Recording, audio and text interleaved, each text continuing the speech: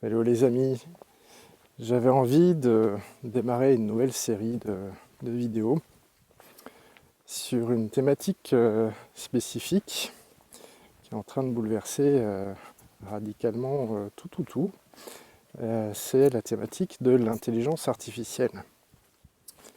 Donc probablement, ça ne vous a pas échappé dans l'actualité récente d'entendre parler notamment de l'IA de OpenAI qui s'appelle ChatGPT. Et peut-être vous avez entendu parler aussi un peu du grand couac au lancement de l'intelligence artificielle de Google qui était visiblement pas encore tout à fait prête.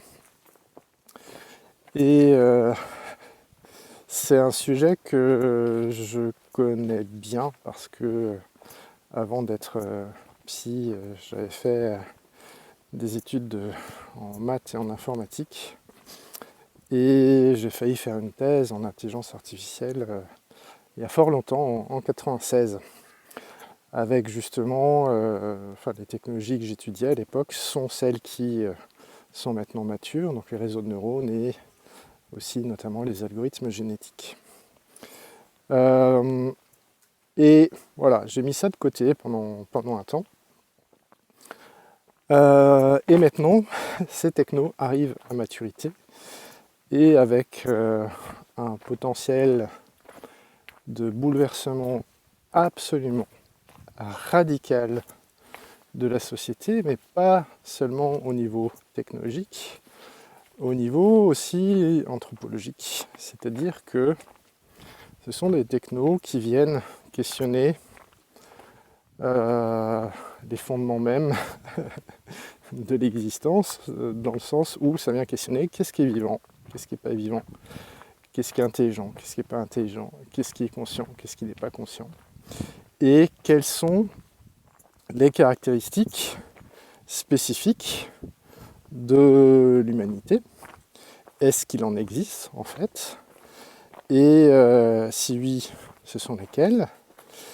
Et il se trouve que pour l'instant, on a ce réflexe très, très égocentrique, très humanocentré, de considérer que nous sommes l'espèce la mieux sur Terre, sous prétexte que on a un cerveau très développé, sous prétexte que on pourrait faire ceci et les autres pas cela. Et des exemples, c'est il y a encore beaucoup de personnes qui ont besoin de croire que seuls les humains ont des émotions, alors que les mammifères en ont aussi, même si leur système émotionnel est peut-être différent du nôtre. On a tendance à croire qu'on est les seuls à être créatifs, alors que non, etc., etc. Donc, pour moi, on en est un petit peu au même moment que lorsqu'on pensait que la Terre était le centre de l'univers et que tout tournait autour, y compris le Soleil. Donc le géocentrisme.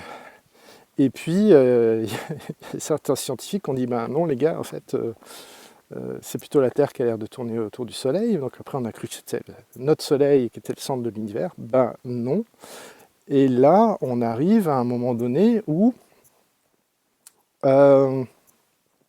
l'IA vient un peu nous sortir de notre nombrilisme, en fait, d'une certaine manière.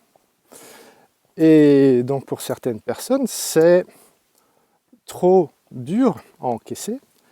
Donc, ça génère des réactions de peur, de méfiance et de rejet. La peur et la méfiance sont globalement utiles, salutaires, comme toute émotion. On a vécu, on s'est développé, nous, en tant qu'espèce, dans un milieu plutôt hostile, où une moindre égratignure, on pouvait choper le tétanos ou autre chose et mourir. Donc c'est normal d'être méfiant.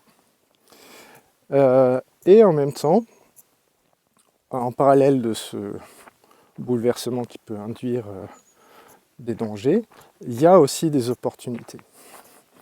Et là, ça me rappelle les idéogrammes chinois pour parler, pour illustrer le concept de crise, c'est danger et opportunité. Je crois que c'est Idriss Aberkan qui avait cité ça dans une vidéo à lui, donc voilà. Et moi, j'aime bien l'idée de réfléchir aussi aux opportunités. Parce que justement, notre réflexe en tant qu'espèce, réflexe de survie, c'est une surfocalisation sur le danger potentiel. Et il y a un certain degré d'utilité de ça, c'est indéniable, mais le risque, c'est ce qu'on appelle un effet tunnel. L'effet tunnel, c'est quand on identifie un danger potentiel, on ne voit plus que le danger et tout le reste de l'environnement, notre champ visuel, notre champ d'attention se restreint et du coup on finit par éventuellement ne plus voir les moyens d'échapper au danger parce que toute notre attention est focalisée sur le danger. Et donc moi ce que j'aimerais, et ce que je m'attelle à faire déjà moi-même dans mon coin, c'est sortir des cauchemars qu'on peut avoir, donc des projections négatives qu'on peut avoir sur là où les intelligences artificielles, c'est bien de les avoir dans un coin, mais l'idée c'est pas de rester focalisé là-dessus, et de se créer aussi des scénarios positifs, d'avoir des rêves constructifs de comment on pourrait imaginer, concevoir, construire et partager des intelligences artificielles qui nous aident, non pas nous remplacent, mais nous aident, et du coup nous aideraient à quoi? Pas juste être plus productif, ça, moi j'ai envie de dire, à un certain niveau, disons au premier degré, je m'en fous, la productivité c'est pas un but, c'est un moyen. Et un moyen de quoi? Un moyen de devenir plus humain. Et donc là, on arrive sur des questions philosophiques clés qui sont, c'est quoi être humain? Et avec une distinction absolument fondamentale et forte qui est ce qu'est un être humain au sens biologique n'est pas la même chose que être humain au sens éthique, philosophique. Quand on parle de qualité humaine, on ne parle pas d'être bipède à station verticale. On parle d'être empathique, on parle d'être chaleureux. Et la chose qu'on constate, c'est qu'en fait, on peut être un être humain biologique et ne pas forcément avoir à un instant T les qualités qu'on qualifie nous d'humaines. C'est-à-dire qu'il y a des êtres humains qui se comportent de manière inhumaine à un instant T, n'est-ce pas? Donc, j'espère que vous me suivez encore. Pour moi, il s'agit de réfléchir à quelles seraient les conditions et les possibilités pour qu'une intelligence artificielle ou des intelligences artificielles nous aident à réaliser le meilleur de notre potentiel en tant que humain au sens philosophique et éthique du terme. C'est-à-dire, en gros, comment les intelligences artificielles pourraient nous aider à rendre l'humanisme quelque chose de réel et d'encore plus concret. Et là, j'imagine qu'il peut y avoir plein d'objections, c'est normal, c'est logique. Par contre,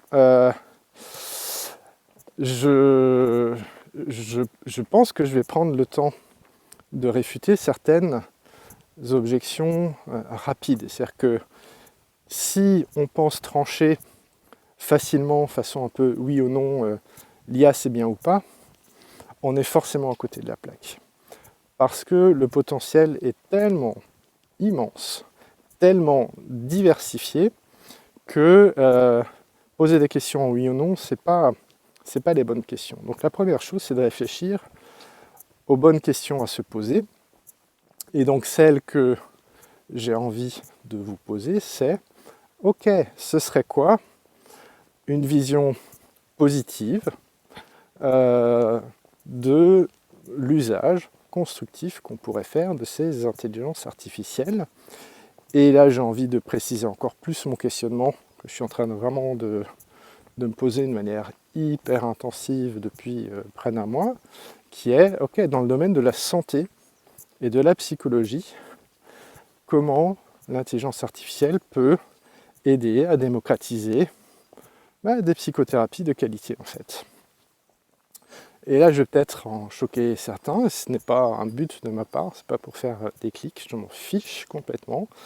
Je suis persuadé que dans peu de temps, donc peu de temps, c'est 5 ans, 10 ans max, l'IA pourra faire bien mieux que le meilleur des psys, sans problème. Et pour ceux qui seraient tentés de rigoler, souvenez-vous que pour le jeu de Go, l'humanité joue depuis plus de 3000 ans de manière extrêmement intensive à ce jeu, et qu'il y a une intelligence artificielle qui, en très peu de temps, a battu le meilleur joueur de tous les temps. Donc c'est important de ne pas du tout sous-estimer ça, et de se souvenir que ce que vous voyez pour l'instant des IA actuelles, c'est comme si vous étiez en train de juger un bébé. Ce sont des bébés qui ont déjà des capacités extraordinaires, mais ce sont des bébés. Dans 1 an, 2 ans, les capacités de ce bébé intelligence artificielle n'aura rien à voir en fait avec ce que vous avez sous les yeux maintenant. Donc là, l'exercice que je vous propose, c'est un exercice extrêmement difficile d'anticipation, de rêve, et je vous mets un petit warning amical. En général, comment je pourrais dire ça? C'est de toute manière, dans ce qu'on dit du monde, on dit moins du monde que de soi. Et plus le sujet est flou et vaste et grandement ouvert, comme ce sujet-là, plus ce qu'on va imaginer dire de l'IA va venir dire de nous. Et là, j'ai envie de vous partager une petite anecdote personnelle. C'est il y a quelques années, j'écoutais quelqu'un parler du transhumanisme et, de manière extrêmement critique. Et cette personne-là, qui a publié des bouquins, disait des choses fausses, techniquement, par exemple sur des aspects génétiques. Et je me suis rendu compte assez vite que, alors je crois qu'il parlait de l'idée de devenir immortel. En gros, il disait, mais à quoi ça sert si on repousse indéfiniment l'espérance de vie, la vie n'aurait plus de sens, etc. Et en fait, je me suis rendu compte que ce qu'il énonçait de sa vision donc des technologies, c'était la vision d'une personne dépressive, en fait. Une personne qui ne voyait pas l'intérêt de vivre plus longtemps pour découvrir le monde. Voilà, donc pour moi c'était un peu un instant clé tellement révélateur du fait que voilà, ce qu'on croit dire du monde, et là peut-être ce que vous allez croire dire de votre vision de l'intelligence artificielle, ça risque de dire beaucoup plus de vous et de votre état psychologique et émotionnel du moment. Donc je vous donne ce contexte-là pour vous inviter à développer aussi un peu votre métacognition, c'est-à-dire votre regard sur vos propres processus de pensée. Et évidemment, moi aussi, quand je dis ce que je vois de l'IA, je dis de moi. Et j'essaye d'en avoir conscience, et c'est OK. Voilà, donc vaste sujet, vaste vidéo, j'espère que ça vous inspire. En tout cas, je souhaite ouvrir cet espace de partage et j'espère des discussions et de retours constructifs. À bientôt.